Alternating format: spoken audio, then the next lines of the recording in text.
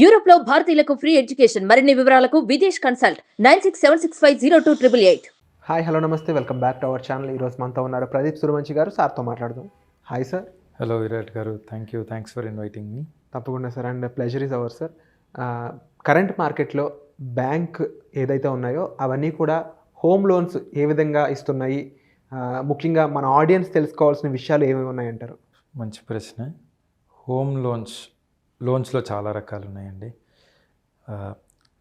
అయితే ఎక్కువ మంది ఇండివిజువల్స్ గురించి మాట్లాడితే ఎక్కువ శాతం వాడుకునే లోను హోమ్ లోన్. ఇల్లు అనేది ఒక భద్రతకి సంబంధించిన విషయం. సో ఎప్పుడు అంటూ ఉంటాను, India is a leveraged economy అని. అప్పు మీదే ఎక్కువ నడుస్తుంది ఇండియా. సో ఆ ప్రాసెస్లో ఇల్లు కొనుక్కునే చాలామంది సొంత డబ్బులు పెట్టి ఇల్లు కొనుక్కోలేక లోన్ తీసుకుంటారు. ఈ లోన్ తీసుకునేటప్పుడు అన్నిటికంటే పెద్ద ఆఫర్ అంటే ఇంట్రెస్ట్ రేట్ తక్కువ ఉండడమే. ఎవరికైనా కూడా కావాల్సిన ముఖ్యమైన ఆఫర్ అదే. ఈ ఇంత కాంపిటీషన్ ఉన్న మార్కెట్లో ఏ బ్యాంకు కూడా సాధ్యమైనంత వరకు చాలా ఈ కాంపిటేటివ్ మార్కెట్లో చాలా బెస్ట్ చేయడానికే ట్రై చేస్తాయి ప్రతి బ్యాంకు కూడా. అయితే ఈ లోన్స్ అన్నీ కూడా ఎలా చేస్తారు అంటే, బ్యాంకుకి ఒక కాస్ట్ ఉంటుంది. అంటే బ్యాంక్ ఆ డబ్బు తీసుకొచ్చుకోవడానికి ఒక కాస్ట్ ఉంటుంది. ఆ కాస్ట్ పైన ఒక సర్టెన్ అమౌంట్ వేసుకొని దాన్ని లోన్ రేట్ అంటారు. సో దీన్ని టెక్నికల్గా ఎంసీఎల్ఆర్స్ అంటూ ఉంటారు. సో ఎంసీఎల్ఆర్ రేట్ మీద ఓ 50 బేసిస్ పాయింట్స్ అంటారు. అంటే 0.5% కానీ 0.75% కానీ 1% కానీ అలా ఎక్స్ట్రా కాస్ట్ వేసుకొని వీళ్ళు లోన్స్ ఇస్తూ ఉంటారు. సో ఆ పైన వేస్తున్న రేట్ ఏదైతే ఉందో, ఎంత తగ్గించుకుంటూ వెళ్తున్న కొద్దీ బ్యాంక్ మార్జిన్ అంత తగ్గిపోతుంది. ఎందుకంటే ఆ మిగిలింది వాళ్ళ కాస్ట్ కూడా, మిగిలింది వాళ్ళకి ఖర్చు పెడుతున్న అమౌంట్. ఎక్స్ట్రా మార్జిన్ ఏదైతే ఉందో అదే బ్యాంకుకి వస్తున్న ఆదాయం బేసిక్లీ. సో బ్యాంక్ ఇవ్వగలిగిన ఆఫర్ ఏది ఉన్నా అందులోనే చేయాలి. సో పెద్ద బ్యాంక్స్ ఉన్నాయి అనుకోండి, వాల్యూమ్ ఎక్కడైతే లోన్స్ ఎక్కువ ఉంటాయో, చాలా ఎక్కువ లోన్స్ ఉంటాయో, వాళ్ళు ఆ మార్జిన్ని తగ్గించుకోగలరు. ఎక్కువ లోన్స్ లేని బ్యాంక్స్, మార్కెట్ తక్కువ ఉన్న బ్యాంక్స్ ఆ మార్జిన్ని తగ్గించుకోలేవు. ఎందుకంటే ఓవరాల్ వాల్యూమ్ వల్ల తక్కువ ఉంటుంది కాబట్టి. ఎకానమీస్ ఆఫ్ స్కేల్ అంటారు దీన్నే. సో ఎక్కువ బిజినెస్ ఉన్నప్పుడు మనం రాబడి మార్జిన్ తగ్గించుకోవచ్చు, ష్రింక్ చేసుకోవచ్చు. బిజినెస్ ఎక్కువ లేనప్పుడు వాల్యూమ్ తక్కువ ఉన్నప్పుడు బిజినెస్ మార్జిన్ ష్రింక్ చేయలేము. సో ఇక ఆఫర్స్ అంటారా, సో దీనిలోనే ఉన్న ఆ మార్జిన్లో, ఆ కొంచెం మార్జిన్లో బ్యాంక్స్ ఎటువంటి ఆఫర్స్ అన్నా ఇవ్వాలి.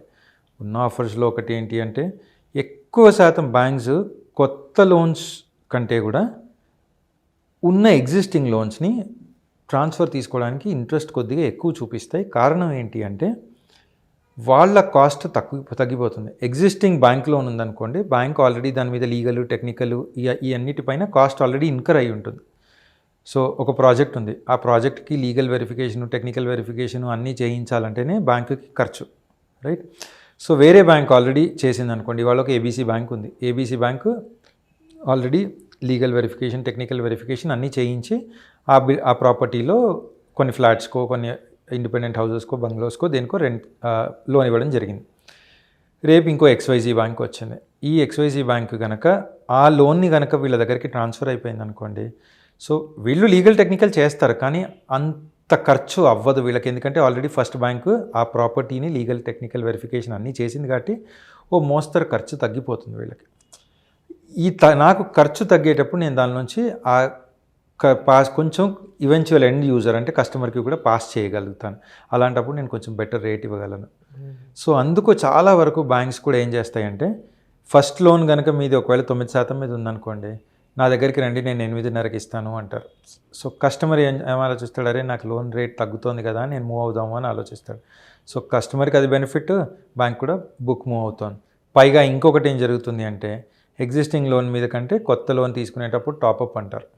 ఈ టాపప్ లోన్ ఇస్తారు. అంటే మీ ఒరిజినల్ లోన్ 1,00,00,000 ఉందనుకోండి, 1,50,00,000 కోటో ఎంతున్నా దాని మీద నేను ఇంకొంచెం ఎక్స్ట్రా లోన్ తీసుకోవాలి. సో చాలామంది ఎలా ఆలోచిస్తారు, నేను ఇంకొక స్థలం కొనుక్కోవాలనుకుంటున్నాను, లేకపోతే నా ఇంట్లో ఇంటీరియర్స్ చేయించుకోవాలనుకుంటున్నాను, దేనికైనా నాకు ఒక టాపప్ కావాలి. సో ఈ టాపప్ కోసం అని చెప్పి పైన ఎక్స్ట్రా లోన్ తీసుకుంటారు. సో అది కూడా కవర్ అయిపోతుంది. సో అలాంటి బెనిఫిట్స్ కూడా వస్తాయి కాబట్టి కొత్త బ్యాంకుకి మూవ్ అవుతారు. ఇది కాక ఇంకా ఏం చేయొచ్చు అంటే, కొన్ని బ్యాంక్స్ ఈ మధ్య కొత్త ప్రోడక్ట్ లాంచ్ చేస్తున్నాయి. మనము ఎంతకాలం అయితే మన సేవింగ్స్ అకౌంట్, దీన్ని స్మార్ట్ హోమ్ లోన్స్ అంటున్నారు. ఒక్కొక్క బ్యాంక్ బట్ ఈవెన్చువలీ స్మార్ట్గా వర్క్ అవుతాయి అవి. బట్ ఒక్కొక్క బ్యాంకుకి ఒక్కొక్క ప్రోడక్ట్ నేమ్ ఉంది. ఇవి వర్క్ చేసే విధానం ఏంటంటే, నేను ₹1,00,00,000 లోన్ తీసుకున్నాను అనుకోండి. ₹1,00,00,000 ఒకవేళ నేను బ్యాంక్ లోన్ అకౌంట్ ఓపెన్ చేసినప్పుడే నాకు ఇంకొక ఓడీ అకౌంట్ కూడా ఓపెన్ చేసి పెడతారు, ఓవర్ డ్రాఫ్ట్ అకౌంట్. సో నేను కనుక ఒక ₹1,00,00,000 నా ఓవర్ డ్రాఫ్ట్ అకౌంట్లో బ్యాంక్లో పెట్టి ఉంచాను అనుకోండి, నేను ఎంతకాలం అయితే ₹1,00,00,000 బ్యాంక్ ఓడీ అకౌంట్లో పెట్టి ఉంచుతానో అంతకాలం నాకు నా హోమ్ లోన్ మీద ఇంట్రెస్ట్ పడదు. నేను పే చేసిన మంత్లీ ఈఎంఐ పూర్తిగా ప్రిన్సిపల్లోకి వెళ్ళిపోతుంది. ఎందుకంటే నేను తీసుకున్నాను కానీ పక్కన ఇంకో అకౌంట్లో బ్యాంకుకి వాళ్ళ పర్పస్ కోసం వాడుకోవడానికి కూడా పెట్టి ఉంచాను. అంటే నేను ₹1,00,00,000 ఉంచితే వాళ్ళు ఆబ్వియస్లీ వాళ్ళ లెండింగ్కి వాడుకుంటారు కాబట్టి నాకు ఇంట్రెస్ట్ రేట్ వేయరనమాట. సో దీన్ని స్మార్ట్ అకౌంట్స్ అంటున్నారు, స్మార్ట్ హోమ్ లోన్ అకౌంట్స్ అంటున్నారు.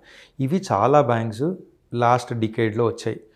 ఇవి కాక ఒకప్పుడు హోమ్ లోన్స్లో ఫోర్క్లోజర్ ఛార్జెస్ ఉండేవి. ఇప్పుడు చాలా వరకు బ్యాంక్స్ ఫోర్క్లోజర్ ఛార్జెస్ అనేవి వదిలేశాయి. ఫస్ట్ 6 నెలల్లో మాత్రం గట్టిగా ఎంఫసైజ్ చేస్తాయి, ఒక లోన్ వచ్చిన తర్వాత వేరే చోటికి మూవ్ చేయనియరు. 6 నెలల తర్వాత ఎవరు మూవ్ చేయాలనుకున్న ఫోర్క్లోజర్ ఛార్జెస్ అనేవి లేవు. సో ఇలాంటివి బేసికలీ హోమ్ లోన్స్లో వస్తున్న కొత్త ట్రెండ్స్. ఫోర్క్లోజర్ ఛార్జెస్ లేకపోవడం వల్ల బ్యాలెన్స్ ట్రాన్స్ఫర్లు కూడా ఎక్కువ అవుతున్నాయి. ఒక బ్యాంక్ నుంచి ఇంకో బ్యాంక్కి కస్టమర్లు కూడా మూవ్ అవుతున్నారు, దానివల్ల ఈవెన్చువల్గా బెనిఫిట్ అవుతున్నారు. అండ్ అలాగే హోమ్ లోన్స్ అనేవి తీసుకున్న తర్వాత అలాంటి లోన్స్ ఉన్నాయి కాబట్టి చాలామంది శాలరీడ్ వాళ్ళకి కానీ లేకపోతే కొన్ని ట్యాక్సెస్ ఎగ్జామ్షన్స్ అనేవి జరుగుతూ ఉంటాయని చెప్పేసి అంటూ ఉంటారు. ఇందులో ఎంతవరకు ట్రూత్ ఉందంటారు? ఖచ్చితంగా హోమ్ లోన్, మీ ప్రతి హోమ్ లోన్ మీద కూడా బేసిస్ అది సెల్ఫ్ ఆక్యుపైడా లెట్ అవుటా అంటారు. అంటే నాది సెల్ఫ్ ఆక్యుపైడ్ అంటే నేను వాడుకుంటున్న ప్రాపర్టీకి అయితే ఒక రకం ట్యాక్స్ ఎగ్జామ్షన్స్ ఉన్నాయి, అదే నేను రెంట్ అవుట్ చేసేస్తే కనుక ఒక రకమైన ఎగ్జామ్షన్స్ ఉన్నాయి. సెక్షన్ 24 అని ఇన్కమ్ ట్యాక్స్ సెక్షన్ ఉందండి, దానిలో ఎగ్జామ్షన్స్ దొరుకుతాయి. అండ్ సెక్షన్ 80Cలో కూడా దొరుకుతాయి మళ్ళీ. సో ఈ 2 సెక్షన్స్కి రిలేట్ అయి ఉన్న బెనిఫిట్స్ అన్నీ కూడా ప్రతి కస్టమర్ కూడా వాడుకోవచ్చు. ప్రతి హోమ్ లోన్ కస్టమర్ కూడా ఎలిజిబుల్ ఉంటారు.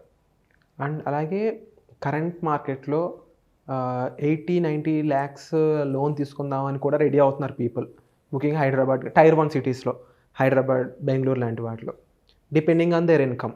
రైట్. బట్ అదే ఇన్కమ్ చూపించి హోమ్ లోన్ కంటే కూడా వాళ్ళు ఇన్వెస్ట్మెంట్ సైడ్ వెళ్ళే స్కోప్ అనేది ఎంతవరకు కరెక్ట్ అంటారు? అదే నేను మొట్టమొదట స్టార్ట్ చేసినప్పుడు చెప్పాను కదా, ఇల్లు అనేది ఒక భద్రతకి సంబంధించిన విషయం. ఇండియాలో ఇప్పటికీ కూడా దాని ఎమోషనల్ వాల్యూ ఎక్కువ. యూసేజ్ ఎంత ఉంటుందో దాని ఎమోషనల్ వాల్యూ కూడా అంతే ఎక్కువ. పెద్ద పెద్ద ఇన్వెస్టర్స్ ఈక్విటీ మార్కెట్స్లో ఇన్వెస్ట్ చేసేవాళ్ళు, రాకేష్ జుంజున్వాలా అని ఉండేవారు ఒక ఆయన, ప్రస్తుతం లేరు. ఆయన లాంటి వాళ్ళు ఎప్పుడూ కూడా real estate or occupational usage purpose హౌజెస్లో కానీ investment into real estate through loans అనేవి ఎప్పుడు కూడా ఎంటర్టైన్ చేయలేదు ఆయన లాంటి వాళ్ళు. వాళ్ళందరూ కూడా ఎప్పుడు కూడా ఎక్విటీ మార్కెట్లో ఇన్వెస్ట్ చేయండి, that was yielding better returns అని చెప్పేవాళ్ళు. సో అది ఇన్వెస్ట్మెంట్స్కి వెళ్ళేసరికి investment versus usage of the home అనేది ఒక్కొక్కళ్ళ పర్స్పెక్టివ్ ఒక్కొక్కలాగా ఉంటుంది. ఈవెన్చువల్గా ఇన్వెస్ట్ చేసేవాళ్ళు వాళ్ళకి ఏం కావాలి అన్నది ఆలోచించుకోవాలి. నాకు ఇల్లు కావాలా, ఉండడానికి ఇల్లు కావాలా, లేక నేను దాన్ని ఇన్వెస్ట్ చేయాలా అని. మన ఎండ్ మోటో ఏంటి అనేది ప్రాపర్గా అర్థమైతే ఇందులో ఏది కరెక్ట్ ఏది తప్పు అని చెప్పడానికి ఉండదు. ఎందుకంటే అది ఈవెన్చువల్ ఎవరి ఆలోచన బట్టి వాళ్ళకు ఉంటుంది. ఇల్లే ముఖ్యం అనుకునేవాడికి ఇల్లే ముఖ్యం, లోన్ తీసుకుని అయినా పర్వాలేదు ఇల్లు తీసుకోవడమే. ఇల్లు ముఖ్యం కాదు, నాకు నా డబ్బులు వాల్యూ పెరగడం ఇంపార్టెంట్ అనుకునే వాళ్ళకి ఈక్విటీస్లో ఇన్వెస్ట్ చేయడం is maybe still a right option. Wonderful information sir. And మేము అడిగిన క్వశ్చన్కి క్లియర్ ఆన్సర్ ఇచ్చినందుకు కూడా thank you so much sir. చాలామంది డౌట్స్లో ఉంటూ ఉంటారనమాట, ఇన్వెస్ట్ చేద్దామా ఇల్లు తీసుకుందాం అనే డౌట్ అయి ఉండొచ్చు, లేకపోతే కరెంట్ మార్కెట్లో అసలు పరిస్థితి ఏ విధంగా ఉందని అయి ఉండొచ్చు. వీటన్నిటికి సంబంధించి మా డౌట్స్ క్లారిఫై చేసినందుకు thank you so much sir. Thank you.